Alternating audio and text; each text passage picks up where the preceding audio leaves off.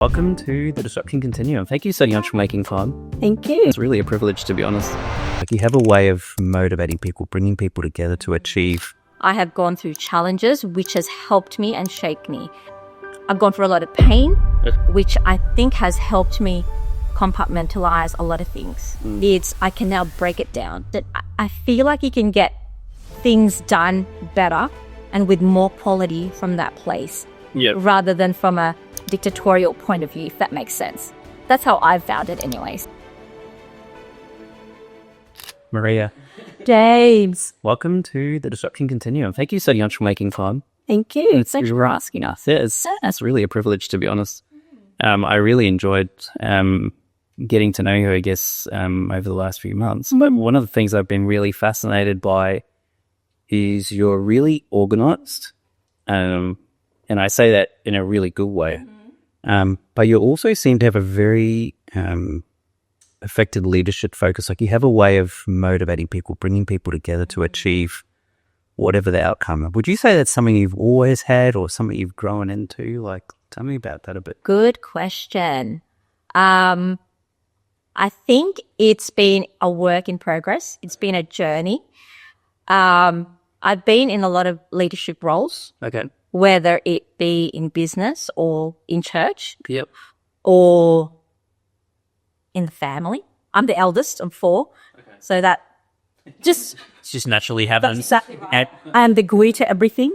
So the experimental child where your Sarah's had so many good theories. Yes. And they tried them all out on you. That's exactly right. And then your siblings get the benefits. This is the byproduct. I know that because I'm also the eldest of 4. So yes, in answer to your question, in all aspects of my life, I think it's been a journey. And it's been a journey of learning which hat to wear in which situation. Interesting. Okay. Yes. So, and yeah, I feel like my leadership has grown. I have gone through challenges which has helped me and shaped me to the person, the leader that I am today. Okay. So, different situations, different circumstances. I've gone through a lot of pain. Okay. Which I think has helped me compartmentalize a lot of things. Okay. When I deal with things. Yeah. So when I try to organize or give people advice, I can now break it down. Okay. Whereas before, it used to overwhelm me. I used to want to know everything. How do I fix this? You know? But now it's like I can be so much more objective, I find. Okay. Yeah. And do you like the objective view, or just like, because if you're saying like you used to want to know all the detail, you could see from a good place. Yeah. So you could help fix it. But now you're kind of like standing back as like a third party observer. I love the objective me. Okay. Because I can help and I can speak into a situation a lot better than if my mind is muddled and overwhelmed and in it, if that makes sense. I can provide better perspective, I think. And I can just speak more into a situation. Okay. Because I'm no longer in it. I'm looking outside from the outside in. I can see. Even when you are in it.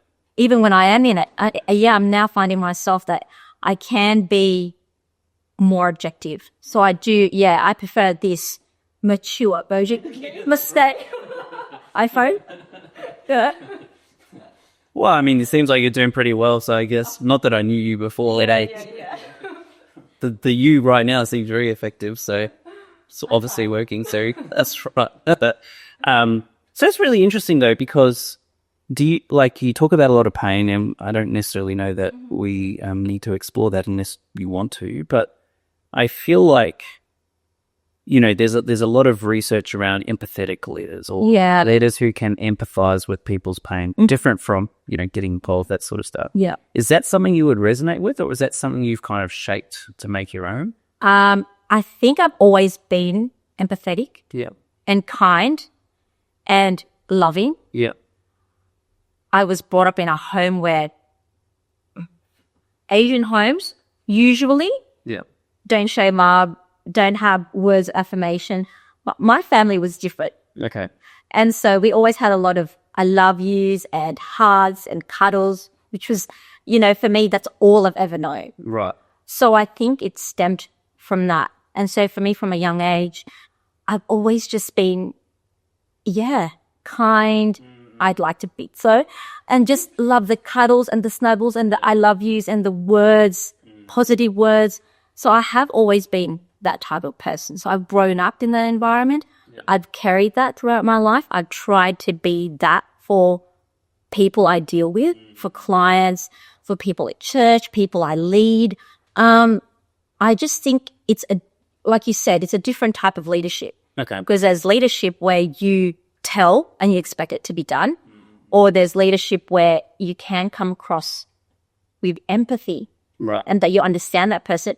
I feel like you can get things done better and with more quality from that place, rather than from a dictatorial point of view, if that makes sense. That's how I've found it anyways. Okay. Yeah. I mean, yes, but when you're not, but maybe it's the wrong word. When you're saying that, though, to me, it sounds like, I don't know, I honestly don't know how to say this the right way. I guess it might get edited out. But there's a difference between, in my experience, and having, led people.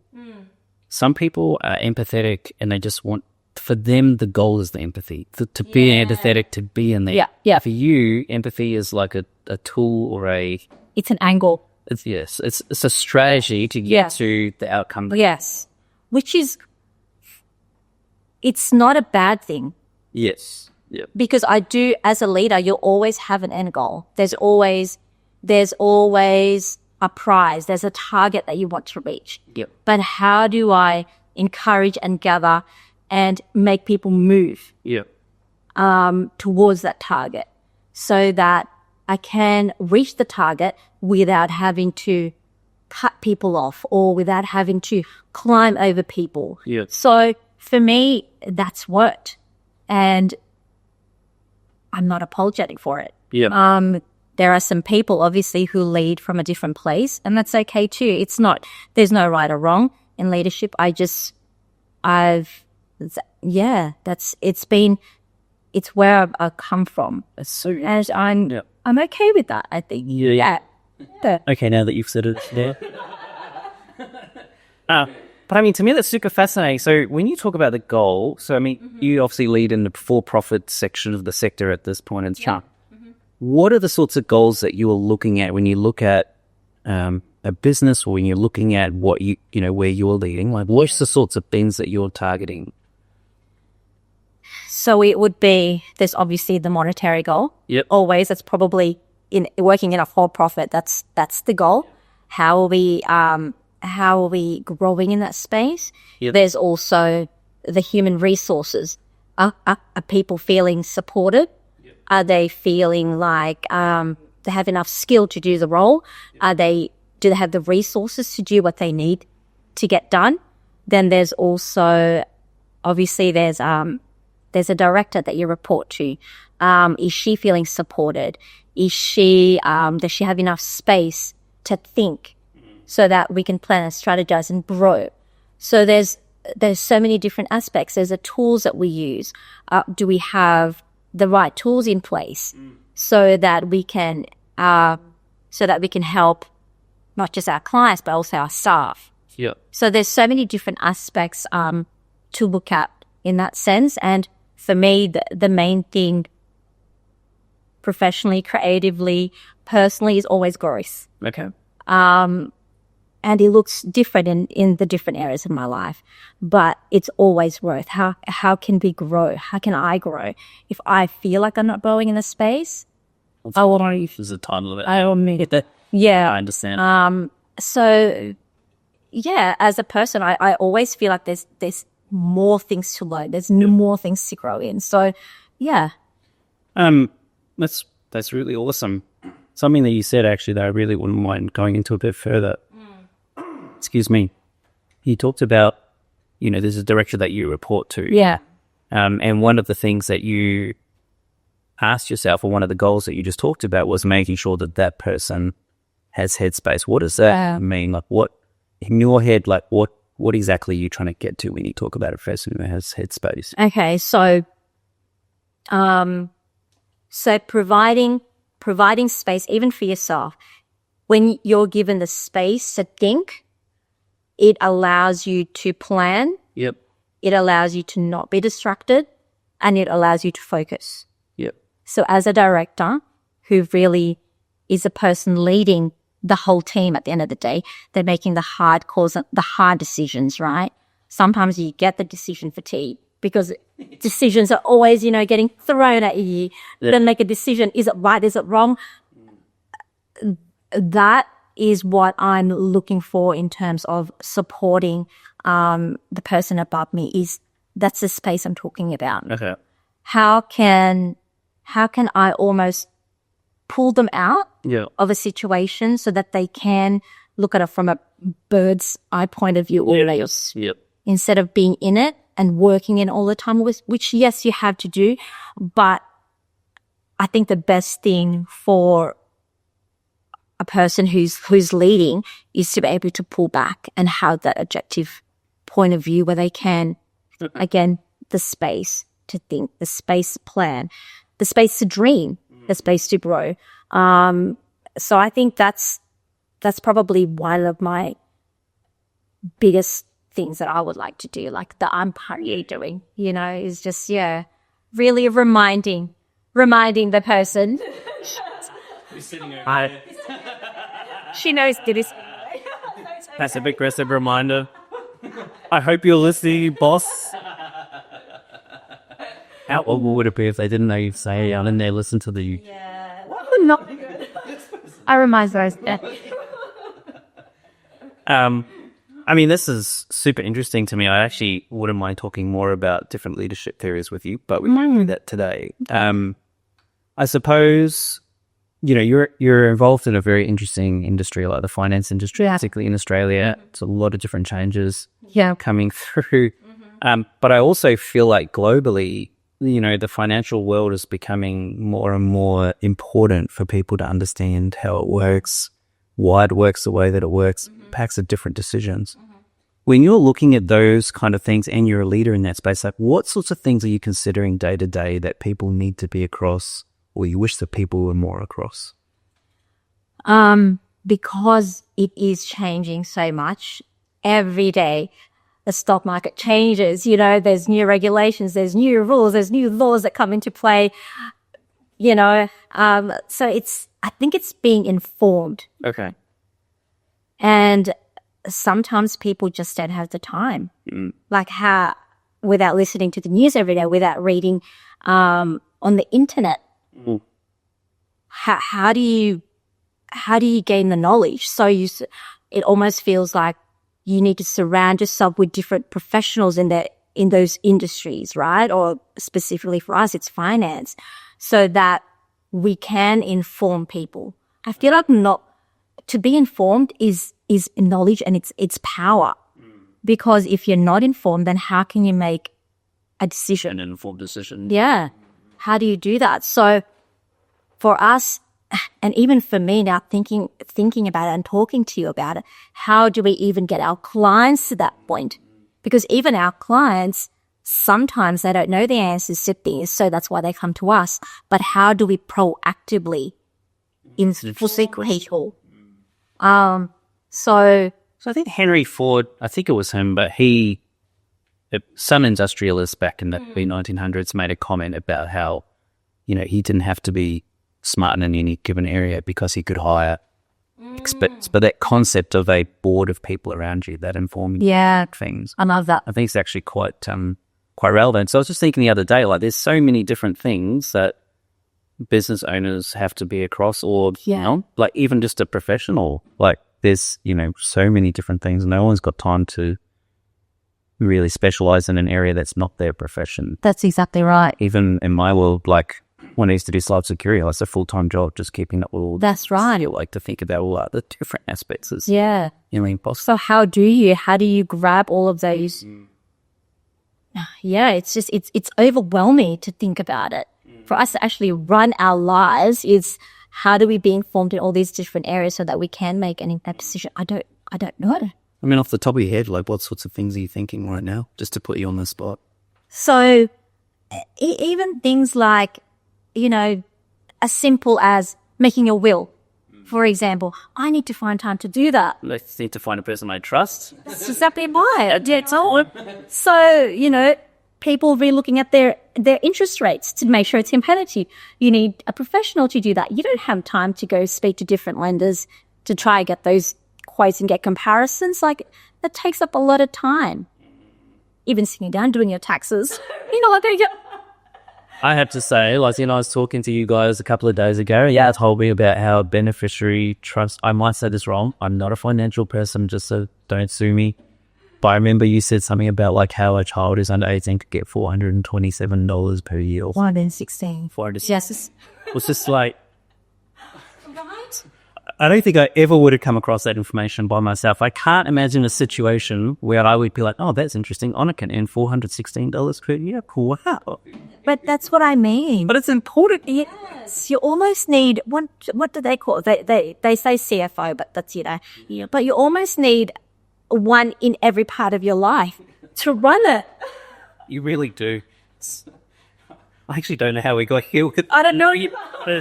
It's very relevant. And I feel it. I'm just going to think if I get sound this. Tools. I actually think we'll keep part of that in there because that's actually a very real challenge for people. Okay. So I'm going to shift gears a little bit here, only because we could talk for hours. Yeah. And hours. Yeah. So AI, it's probably a whole brand new area. I think a lot of business owners I've talked to have exactly the same reaction. They're like, I already have finance, and then there's legal aspects. You could pretty well list them off like finance, legal, whatever the actual profession is, marketing, which is all changing because of AI anyway. Yes. And like 2 or 3 other areas. Then AI comes along and is like, hey, it's a brand new thing. In your head, if you had unlimited resources and didn't have to think about how to actually make it happen, what would be the perfect AI tool? Oh, that's a good question. Good question. So probably in our space, which is where I can speak from, is to have this alternate dashboard database. Okay. Where it would speak to the different government agencies that we deal with. And, if we had this dashboard, for example, where all of our clients' information is stored, and if any changes needed to be made, it could just figure it out. Figure it out. Speak to whoever you need to speak to. Yep. And then just give me a yes, it's been done. Like that would be the ultimate goal, but security breaches and that. Yeah, I mean, of course, but yeah, in a perfect world. I think that would be my dream tool. Okay. Yeah. And as someone who is pretty intelligent and pretty, like you obviously care about what you do, what is your perspective on AI so far? I'm not going to say that I'm not a fan, but I am going to say that I'm cautiously curious. Okay. Because professionally and creatively, I feel like I'm in both. I like using my brain, especially when writing things. So even things like writing an email, which I know you can probably do templates and things like that. I still like to put, my spin on it and tweak it a little bit. Or if I'm writing, a production that we're doing, I like to use my brain. Okay. The only reason is I could, if I went to ChatGPT, for example, to ask the question, it will spit it out in 2 seconds, which is great. But I like to sit and mull and create. So I don't know. I like to use my brain. Yeah. I don't want it to get lazy. It's a muscle that we all I feel like we need to use. And I feel really terrible for our kids growing up that I'm hoping that they still get to use their brain, because a lot of them are now, hey Google, hey Siri, or go to Google and do a search, and that's your research. We used to have to go to the library and pick how many different books. The Chewy's decimal system. See, I could go to the library and I'd be like, can you please help me with some post? Yes. Yep. So maybe I'm old school. I don't know. There's definitely space for it. I just don't want it to get to the point where people are losing jobs, I guess, or not using their mind, which then leads to reliance on this thing. What happens if it shuts off? Anyway, I'm cautiously curious about it. So not optimistic. Not optimistic, no. Okay. I think there's space for it. Yeah. And yes, I think I would love to see it be used for good. What does that mean? Like when you say be used for good, I mean, good is different to different people. Absolutely. Make you. So I think it would be medically. So for example, in the medical profession, or for the elderly who are vulnerable and probably still staying in their own homes who have no help, like maybe in that space AI can help, right? That can trigger, if anything happens, if they have a fall, it can trigger to the ambulance or the doctors or the hospital in that space. Yes. But using my brain so that I could, I'm still able to function. So yeah, I don't want it to atrophy. If I don't use it, I feel like I'm going to Might come back one day and it's gone. Yeah, I feel like I'm going to get, I don't want to be lazy. And I think that, again, that's where the growth comes in. Yeah. As human beings, we're always evolving and learning. Like, I don't want to be reliant on a machine. Mm-hmm. I think it's a valid concern, right? Like, particularly when you spend your life building a certain set of skills and they're at risk of being replaced by something that does it automatically. Yeah. It can be quite a terrifying place to be. I was actually playing with a tool this morning where you literally just write in an idea for like a web application and just built it for you. Wow. Which I think is amazing. But wow. I'm a software developer. That's what I was going to say. So, how does that impact you? I tend to think about, like, from a job perspective with software, yes, it would impact me. Like, it obviously means my job's on a time. But in general, I think that's a net win for humanity, because that means that people who have amazing ideas that before they would have had to have found a software developer that they trust, pay lots of money to get it templated and built for them. Now, before they even do that, they can spend an hour or two on this demo at 4 hours and be like, okay, this is a viable idea or this is rubbish.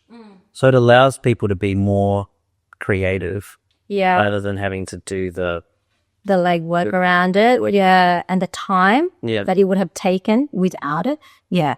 And it's kind of like also gives more people on the planet access to it, because for us, a few $1,000s to get something templated and built for us is not that challenging. But if you live in a country where, the average wage per month is $1,000, then a few $1,000s to get is just out of your reach. That means there's a whole portion of humanity that now can have access to something they never used to be able to. Yeah. So, but I don't think that takes away from your point. It's just how we navigate that, I think, will be interesting.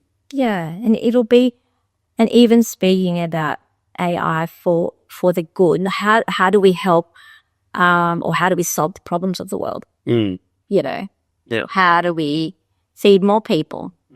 How do we house more people who are homeless? How do we stop the wars? So it's something that needs to be an answer to all of humanity, like what you were saying, and not just a money-making scheme for those who have the money and who want to get richer. I think that's, how do we do that? If we can do that, I think that will be, that would be quite amazing. Yeah, exactly. You'd be happy to make money off that. Yeah, why not? Well, I think we can end the interview there. It was actually really amazing. Thank you so much for your insights. Super fascinated by your perspectives on leaderships. Pretty sure I'll talk to you about that more. Sounds good. Perfect. Done.